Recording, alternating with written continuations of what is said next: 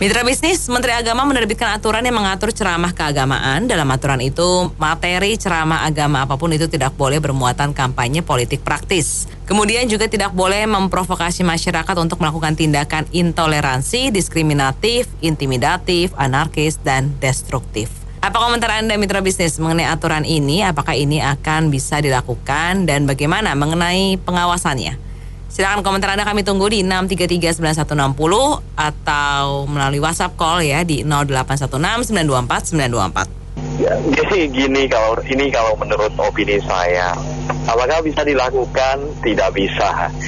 Dan bagaimana pengawasannya? Tidak bisa juga. Jadi saya pikir peraturan ini mungkin hanya pencitraan hanya dari Kementerian Agama, sekedar hanya untuk basa-basi politik lah menjelang pemilu. Jadi kita tahu bahwa setelah terjadi reformasi tahun 98 dan terjadi perubahan dari Orde Baru ke era reformasi, agama itu bisa menjadi salah satu jualan politik yang paling laris. Jadi itu memang udah tidak bisa dihindari dan memang tidak bisa disalahkan karena memang yang paling gampang adalah itu. Jadi sudah dimasukkan ke dalam politik, itu tidak bisa diapa-apain lagi karena itu udah selama 2 dekade udah terjadi seperti itu. Sekarang yang hanya bisa dilihat adalah dari masyarakat sendiri. Ya tinggal melihat aja, kita tidak tahu nanti sampai tingkat level kesadaran intelektual masyarakat kita sampai kemana gitu, sampai butuh berapa tahun atau berapa dekade sampai masyarakat kita bisa sadar bahwa ini ternyata mereka yang ini sebenarnya ini agama ini dijadikan komoditi untuk kepentingan politik gitu. Dan itu memang nggak cuma terjadi di Indonesia aja, di negara lain juga terjadi begitu juga. Jadi as long as ada negara yang mempunyai suatu agama mayoritas, otomatis agama itu akan masuk ke dalam kancah politik karena itu adalah jualan yang paling. Dan di negara yang sentimen agama yang sangat kuat, itu juga pasti akan selalu terjadi agama masuk ke dalam politik. Jadi yang betul-betul serius untuk penentang yang tadi disebutkan lah satu persatu kayak gitu. Ya inilah, kalau namanya negara kita ini tuh selalu bahas agama itu paling sensitif ya. Tapi kadang saya juga pernah dengar ada yang bilang, pilihlah agama ini, pemimpin agama ini, biar bisa masuk surga. Jangan pilih agama ini, bisa masuk neraka apa. Itu sudah basi.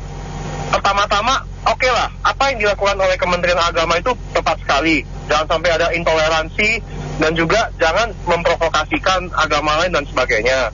Dan juga jangan dikaitkan kampanye juga. Memang sangat bahaya sekali kalau agama dikaitkan dengan politik tuh sangat-sangat berbahaya sekali. Cuman ya, kita juga tinggal di negara ini juga serba susah, karena saya pun juga sendiri juga etnis Tionghoa, saya pun juga agamanya beda. Cuman ya tolonglah, saya harap ya masyarakat juga, kalian juga sekarang juga tolong deh, jangan gampang provokasi, jangan gampang mencuci otak, istilahnya kena doktrin dengan hal-hal yang tak baik, radikalisme. Dan juga negara kita ini juga kaya sekali dengan banyak sekali budaya dan ras ya. Dan juga ya seperti Pak Jokowi bilang, jangan sampai konstitusi kita ini diinjak hanya karena masalah isu agama yang nggak benar ini. Gitu aja, terima kasih. Nah, ini kalau menyangkut peraturan menteri, memang menterian bagus.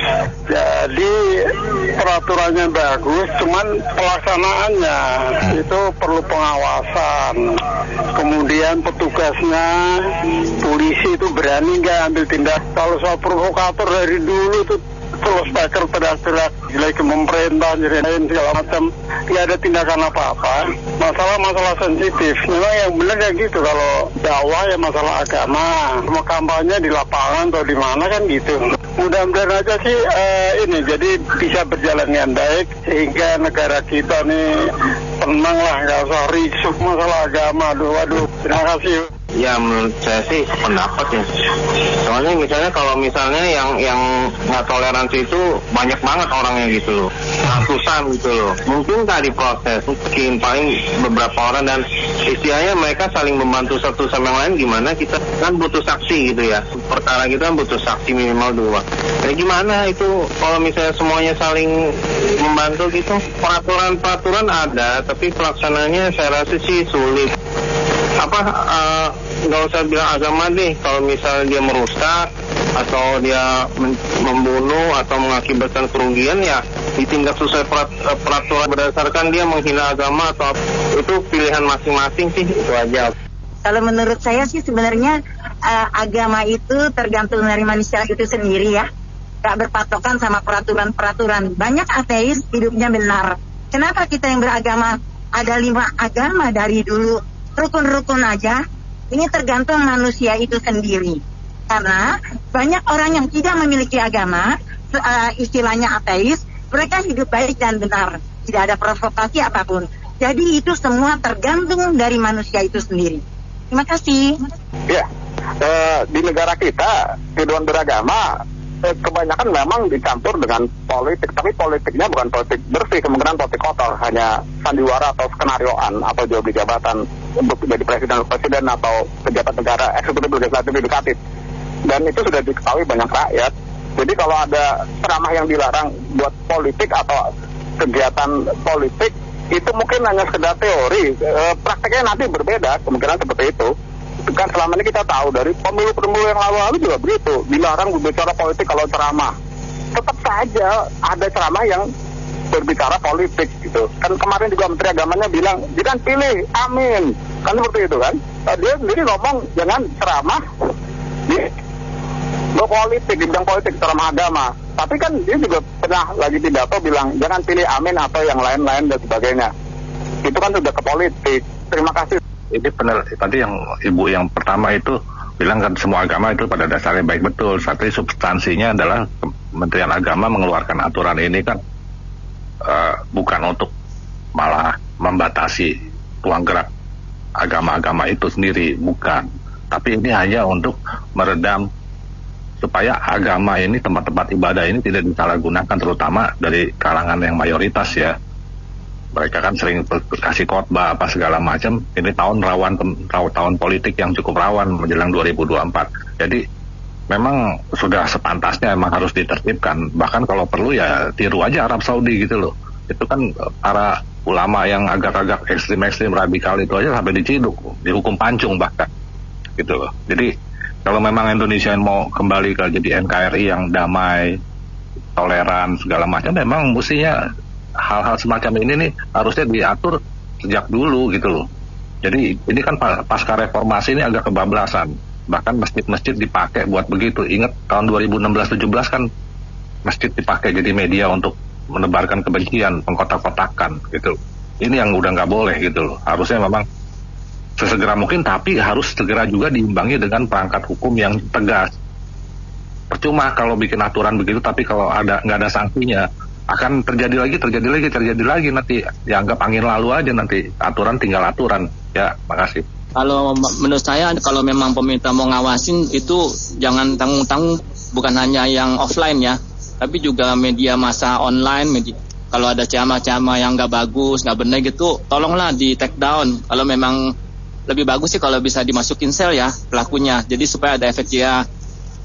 Dan saya juga bingung ya setelah reformasi. Saya bukannya bela zaman Orde Baru ya, cuman pada zamannya Presiden Soeharto dulu tuh nggak kayak begini ya, suasana masalah keagamaan gitu ya. Kita sama tetangga, sama teman, masalah agamanya bisa jadi konflik loh sekarang ini. Benar, saya ngomong aja. Kita kalau lingkungan itu ya data kelompok mayoritas, apalagi yang mayoritas saya radikal, kita jadi minoritas tuh tertekan loh. Kalau zamannya Presiden Soeharto dulu ya, Presiden Soekarno juga bagus ya, itu nggak kayak begini. Yang penting tuh ada ketegasan dari paling pusat gitu ya, tingkat presiden, bukan hanya menteri. Kan menteri itu hanya bawahan presiden. Koordinasilah dengan kepolisian, kejaksaan, tegas gitu ya. Yang bisa bikin kacau atau apa dimasukin sel kayak di Singapura, Malaysia. Kalau sekarang itu kan dulu ada ya Agu gereja tua ya, Pan Bades ya kalau nggak salah.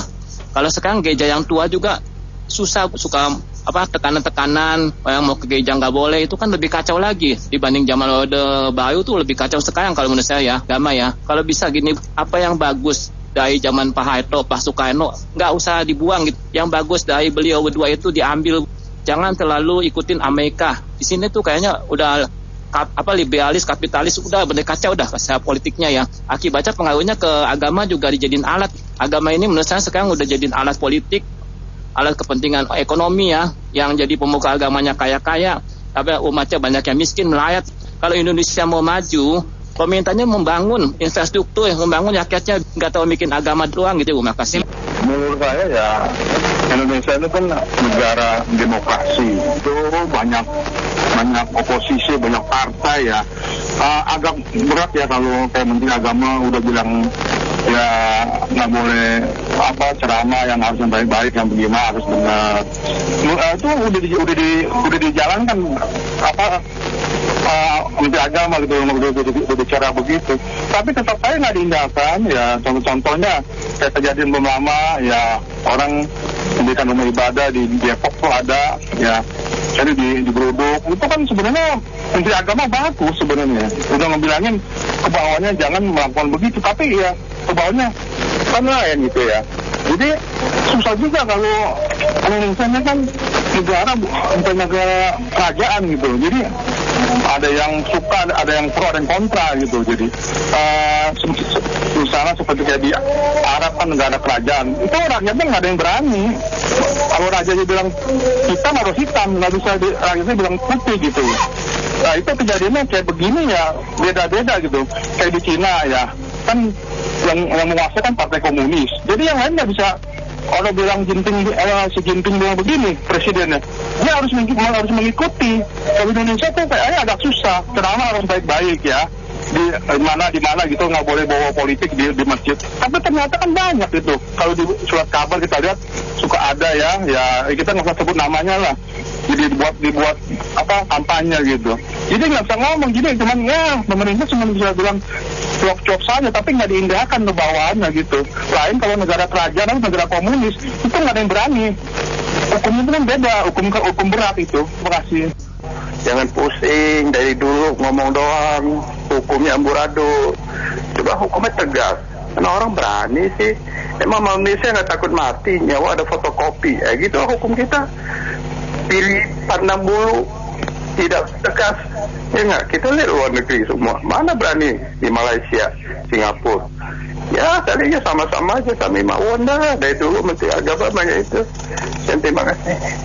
Ya semoga yang ingin ditegakkan itu berlaku untuk semua agama yang benar, bukan hanya untuk berlaku yang minoritas aja. Selama ini juga baru-baru ini juga masih sering terjadi, gereja ditutup, diam aja, nggak ada gebrakan apa-apa.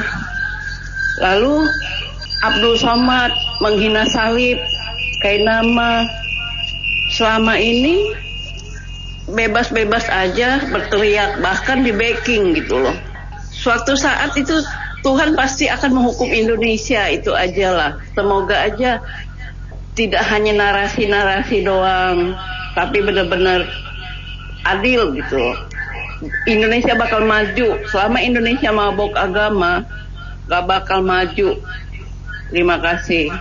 Hukum di negara ini harus tegas dan jelas, baru ada rasa takutnya. Kalau nggak tegas dan jelas, itu selalu aja perbuatan itu terulang-ulang lagi. Hati-hati aja, negara luar tuh lagi ngincer negara ini. Dia udah tahu kekayaan alamnya apa, semuanya ada.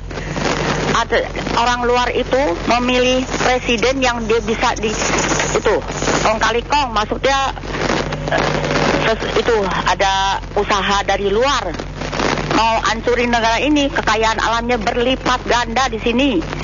Jangan mengataskan nama agama jadi terpecah belah, kan pada Pancasila. Lah itu juga kalau sekolah di SD tuh anak-anak harus tiap hari Senin tuh upacara baca Pancasila, nyanyi lagu Indonesia Raya, ditetapkan dari TK, SD, SMP, SMA. Itu harus. Jadi dia mengerti negara ini, negara Indonesia Pancasila. Gitu aja. Saya setuju dan sepakat sekali dengan edaran dari Kementerian Agama ini. Menurut saya berkampanye di tempat-tempat ibadah, melakukan politisasi agama di tempat-tempat ibadah, kemudian menghasut para jemaah untuk melakukan radikalisasi, itu berbahaya sekali kalau dilakukan di tempat-tempat ibadah. Dan ini akan memperkeruh suasana pilpres menjadi panas suasana Pilpres.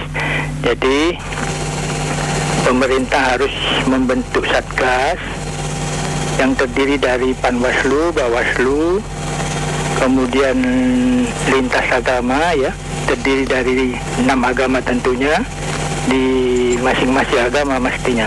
Jadi kalau di masjid dari PBNU atau Muhammadiyah, kemudian kalau di gereja mungkin dari PGI, dari kalau Katolik mungkin dari paroki ya, di backup oleh TNI Polri.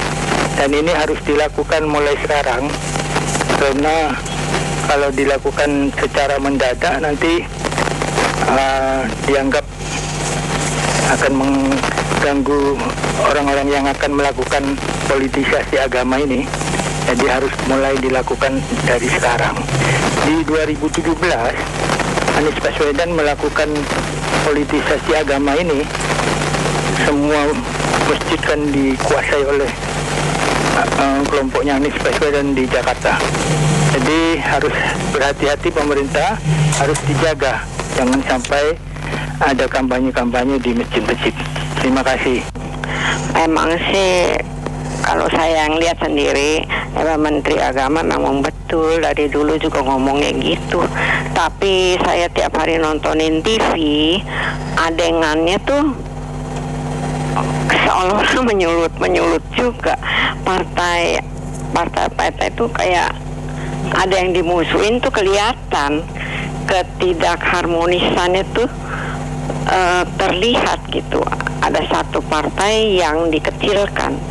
Itu saya aja yang bodoh merasa. Jadi yang satu apa nggak merasa yang dinyulutin itu kayak semacam menimbulkan kekesalan juga ya, nyulut juga jadinya kayak mau kayaknya jadi panas gitu lah. Oke deh. Iya, kalau saya lihat ini untuk 2024 nih aman nggak? Karena apa?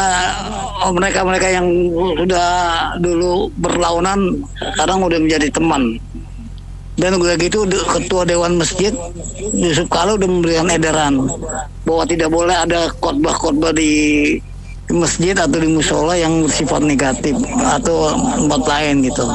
Yang penting sekarang nih petinggi-petingginya udah nggak seperti dulu. Dulu kan gara-gara Anies politik identitas karena dia ingin menjatuhkan Ahok, itu aja. Tapi ini kan sekarang nggak ada. Nah sekarang ini semua Muslim, udah gitu NU lagi, Muhammadiyah, nggak ada. Saya pikir sih aman. Terima kasih. Nah, kalau menurut saya itu betul sekali ya, tapi saya nggak melihat dari sisi agama A, B, C ya. Saya lihat dari sisi kepentingan nasional. Jadi kita semua warga negara Indonesia mesti menyadari ya negara lain tidak ada yang ingin kita maju, tidak ada negara lain yang ingin kita sejahtera. Jadi kita mesti bersatu, jangan ribut ya supaya kita maju ya. Jadi saya pikir contohnya kayak Singapura, Malaysia, Amerika, Inggris, bahkan ya Tiongkok juga ya. Dia kan hanya mau cari uang juga ya sama kita kan, tetapi nggak ada kepentingan untuk kita memajukan kita kan, kita harus sendiri. Jadi semua negara lah, termasuk Amerika, Inggris, ya Eropa, ya Asia, bahkan Cina pun tidak ada. Kita mesti maju sendiri. Jadi kita jangan ribut-ribut di dalam itu, betul sekali. Ya, terima kasih. Baik mitra bisnis, kami cukupkan sampai di sini dulu sesi Businessman Opinion. Terima kasih Anda sudah bergabung. Saya Anita Wijaya.